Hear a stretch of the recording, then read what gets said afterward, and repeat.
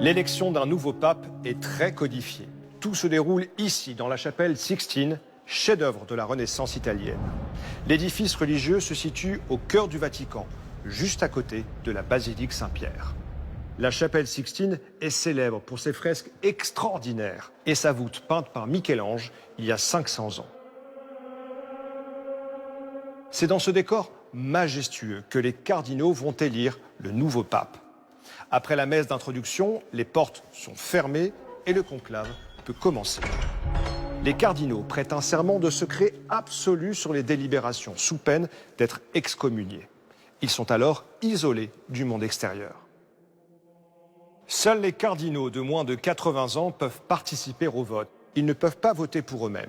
Tout se déroule à bulletin secret. Chaque cardinal écrit le nom de son candidat sur une feuille qu'il plie en 4. Puis, il dépose son bulletin dans l'urne, placée sur l'autel, et regagne sa place. Les bulletins sont ensuite lus à haute voix par les cardinaux scrutateurs.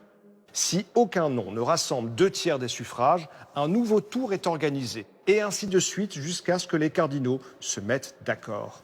Le pape François a été élu en 2 jours et 5 tours, ce qui est rapide comparé aux 6 mois de négociations nécessaires pour élire Pie VII en 1800. À la fin de chaque tour, les bulletins sont brûlés dans des poêles installés dans la chapelle. On y ajoute des colorants pour communiquer au monde extérieur le résultat du scrutin. Si la fumée qui sort de la cheminée est noire, pas de majorité. Si la fumée est blanche, habemus papam, ce qui veut dire en latin « nous avons un pape ». Le cardinal élu revêt ses habits blancs, choisit son nom de souverain pontife. Il apparaît alors au balcon de la basilique Saint-Pierre pour sa première bénédiction en tant que pape.